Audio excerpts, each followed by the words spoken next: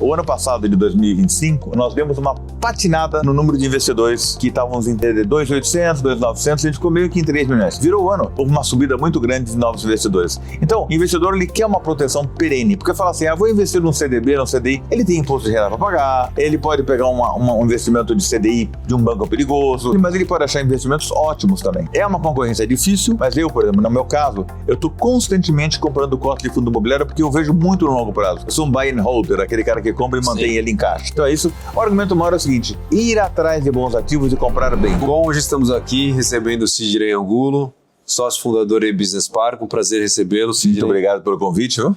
Um prazer recebê-lo. Acho que vai ser muito interessante conversar com você, dada a sua vasta experiência nesse mercado. Então, começando aqui com uma pergunta.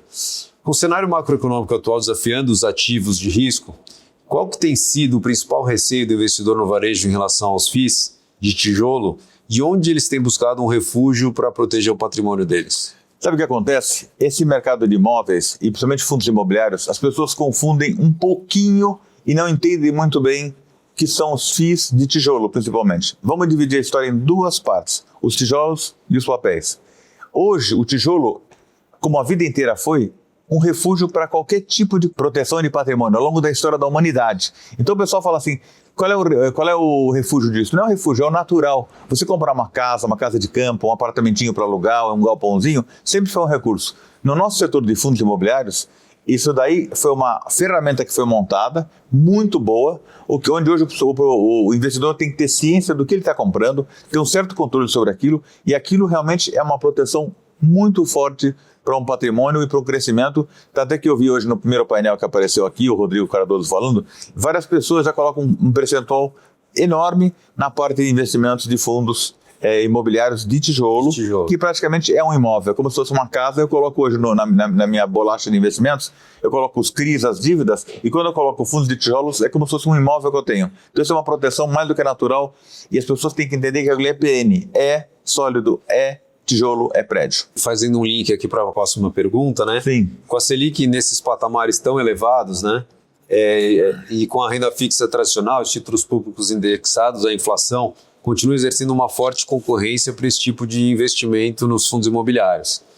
Quais os argumentos para o investidor manter os FIIs na carteira e qual o prêmio de risco, o spread que eles estão buscando e que o mercado passou a exigir para que eles façam esses investimentos nesses fundos? Deixa eu te falar, a nossa defesa hoje está muito difícil, porque você pega um dinheiro, você coloca numa renda fixa que você não faz nada, você só deteriora o país, né? Porque quem está pagando no fundo somos todos nós, sim, né? O custo do país somos nós que estamos pagando. Está difícil, né? Eu vejo assim, eu mesmo invisto bastante em renda fixa e está interessante. Só que você nota uma coisa, por exemplo, havia uma perspectiva de queda de juros. Já hoje já se falou que claramente até o final do ano se cair vai ficar em 14. É difícil essa coisa. Só que acontece o seguinte, é uma coisa muito importante. Imóvel tem uma coisa que chama-se ciclo imobiliário, que é uma coisa que é totalmente fora de qualquer regrinha. Então, eu tenho um investimento a 14% ao ano, o imóvel, de repente, ele dá um pulo de 50%, 100% de uma hora para outra. Você pode ver de uma escritura de uma tia sua que tinha uma casinha há 10 anos atrás, a casinha valia 150, ela vai ver agora, vale 1.100.000. Isso é um pulo do ciclo imobiliário.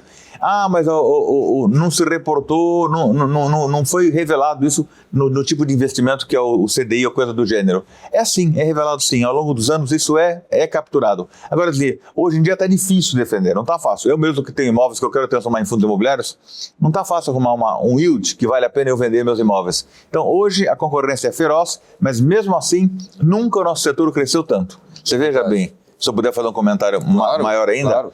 O ano passado, de 2025, nós demos uma patinada no número de investidores que estavam em 2.800, 2.900, a gente ficou meio que em 3 milhões. Virou o ano, houve uma subida muito grande de novos investidores. Então, o investidor ele quer uma proteção perene, porque fala assim, vou investir num CDB, num CDI, ele tem imposto de renda para pagar, ele pode pegar um investimento de CDI de um banco perigoso, mas ele pode achar investimentos ótimos também. É uma concorrência difícil, mas eu, por exemplo, no meu caso, eu estou constantemente comprando cota de fundo imobiliário porque eu vejo muito no longo prazo. Eu sou um buy and hold. Eu sou um buy and holder, aquele cara que compra e mantém ele em caixa. Então é isso. O argumento maior é o seguinte, ir atrás de bons ativos e comprar bem. Se você comprar bem, você consegue dar uma rompida nessa bolha do E é o momento bom de comprar, né? Hoje está bom porque é o seguinte, toda vez que sobe os juros como está agora, e agora está um ciclo longo, os imóveis caem de valor. E imóvel mais teoricamente deveria cair, não está caindo, tá? Mas cotas de fundo, elas são muito voláteis, o que é uma pena muito grande. O investidor ainda se pega no, aconteceu tal coisa, perdemos um inquilino, ou houve um problema de rachadura no prédio. Não, aquilo ali é um prédio, está lá. Só tem que ver duas coisas que eu defendo toda entrevista: gestão e dívida. Sim. Depois, claro, localização, qualidade de inquilino, mas gestão e dívida para mim são básicos em qualquer situação. E na sua visão, os FIIs de crédito, eles tendem a enfrentar maiores dificuldades para captar devido ao crescimento da inadimplência dos pedidos de recuperação judicial, que estão cada vez mais comuns, de grandes devedores? E existe algum paralelo com o que vimos no recente mercado de Fiagro com relação a essa questão de inadimplência? Acho que muito pouco paralelo. O mundo agro ainda é um mundo muito hermético para nós, né? Você pode chamar a turma toda aqui do GRI, quem entende muito de agro. Acho o agro sensacional, o agro é bacana, mas ainda nós não conhecemos bem. Como nessa janela de 2009, 2010, quando os FIIs subiram, o Fiagro vai acontecer a mesma coisa. Tem que ter um pouquinho mais de proteção para o investidor, algum tipo de hedge maior.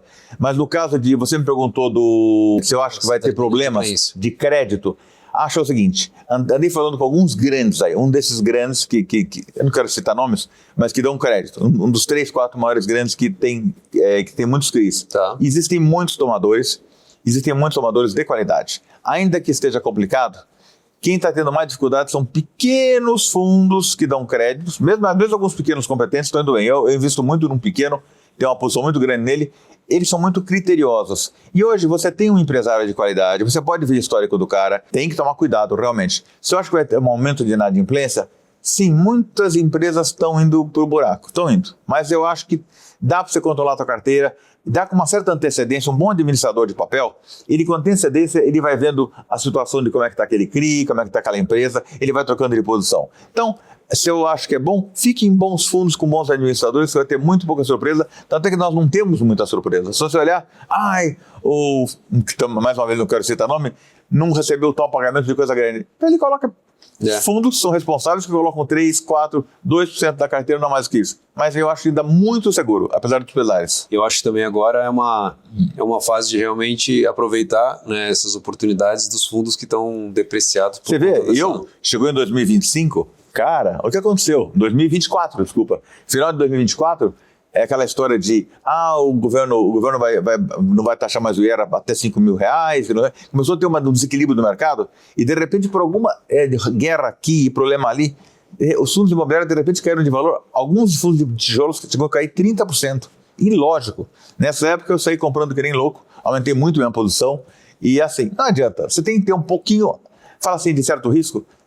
Os grandes crescimentos no meu grupo, quando eu comprei o Business Park, quando eu comprei o Jardim das Perdizes, quando eu comprei alguns imóveis grandes, foram em momentos de estresse. Aí você tem que ter um pouco de quero arriscar ou não. Se você não quer arriscar, não faz, não compra. Mas nesse era muito latente, que era pavor de histeria de investidor que vê notícia e todo mundo corre atrás da mesma fila. Não tem. Isso é uma coisa que a minha fala, eu tenho falado fortemente de um ano para cá. Primeiro que eu sou um brasileiro que acredita no Brasil. Eu tenho toda a chance de morar no exterior, fazer investimentos no exterior. Eu amo o Brasil, eu adoro o Brasil. Essa aqui é minha terra, eu não vou sair daqui. Então eu acho que ficar comparando com outros países, Venezuela, que é isso? O Brasil é super agro, é super petróleo, é uma população enorme.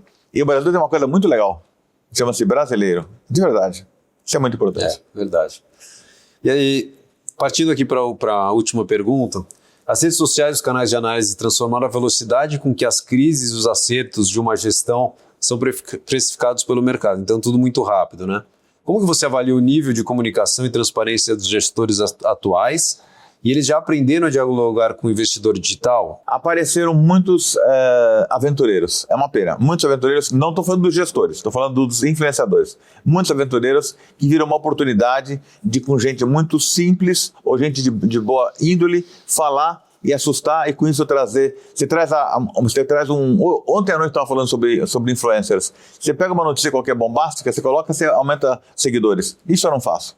No meu canal você vai ver, a gente só faz coisas sérias com gente séria e fala coisas corretas. Surgiram caras fantásticos. Você tem gente no Brasil inteiro que foi aprendendo. Você tem caras no Sul, em Goiás, em Minas Gerais, na Bahia, gente boa que está dando segurança. Quanto aos gestores, eles estão se comunicando muito melhor, eles já viram que não tem espaço para se comunicar mal.